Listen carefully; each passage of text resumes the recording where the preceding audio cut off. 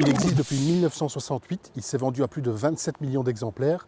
Je parle aujourd'hui du Toyota Hilux et on vient découvrir la 9e génération qui, grande nouvelle, passe au 100% électrique. Alors est-ce qu'il avait besoin de ça? On va voir ça.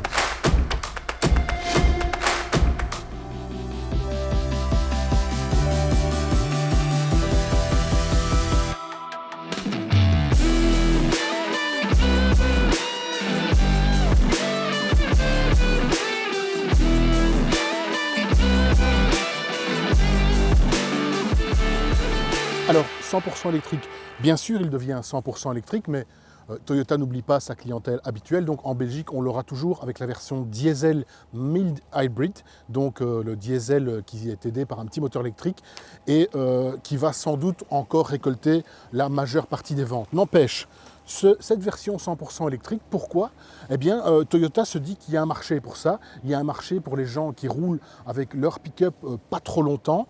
On pense à des situations comme les sites aéroportuaires ou les exploitations forestières où on n'a pas besoin de rouler plus de 100 km par jour, mais avec un véhicule discret. C'est à cette clientèle que s'adresse le Hilux électrique. Visuellement, l'engin est fidèle à l'ADN de l'Hilux, donc on le reconnaît immédiatement, même s'il y a une toute nouvelle partie avant. C'est vraiment une toute nouvelle génération, tout a été changé en profondeur.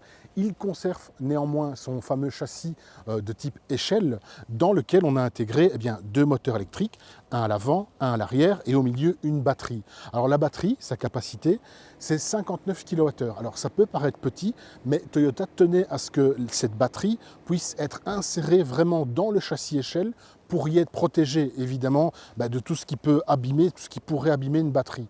Alors cette batterie, en plus d'être très bien protégée dans ce châssis, elle a aussi un système de refroidissement particulièrement efficace développé et aussi un système de préchauffage qui lui permet comme ça d'être tout à fait opérationnel, même dans les conditions les plus froides dans le nord de l'Europe par exemple. À propos des moteurs, dont un se cache sous ce grand capot et puis l'autre à l'arrière, on a en tout une puissance système de à peu près 200 chevaux. Alors Toyota préfère parler de la capacité de couple de ces moteurs. On a environ 200 Nm sur l'avant et puis 270 environ sur l'arrière. Alors, ce n'est pas un engin qui est pensé pour la performance, néanmoins on a fait des premiers tests sur la route, ça accélère plutôt bien, plutôt même sans doute mieux que les versions thermiques.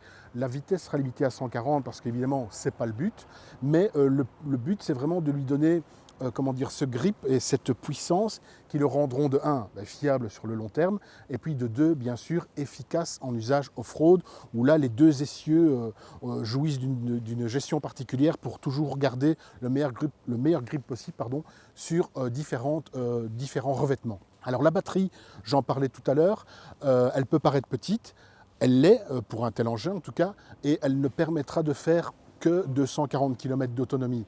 Ça peut paraître peu, mais encore une fois, Toyota assume tout à fait ce choix en disant voilà, il fallait trouver un équilibre entre la capacité, entre l'autonomie, mais aussi la capacité de traction qui est ici limitée à 1600 kg.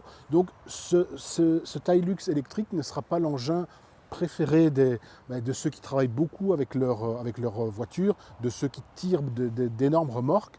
Il sera plutôt dédié à ceux qui vont sur des terrains, faire de l'exploration ou de la surveillance de terrain. Alors on le rechargera plutôt rapidement avec un chargeur AC plutôt classique et puis surtout un chargeur rapide qui permettra de regagner la pleine capacité ou presque de la batterie en environ 30 minutes. Alors à propos des clients, Toyota n'hésite même pas à parler de ce Hilux comme celui des citadins qui ont envie de rouler en pick-up parce que avec un tel nombre de clients depuis tant d'années, Toyota a aussi une fanbase qui adore rouler en pick-up et particulièrement en Hilux.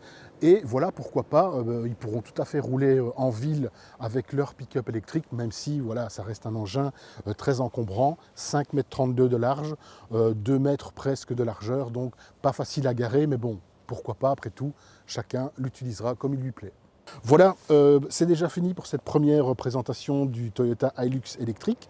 On vous en reparle bien sûr sur nos sites dès qu'on aura essayé plus longuement le véhicule, et puis certainement dans le magazine et sur nos autres sites et réseaux sociaux. Merci.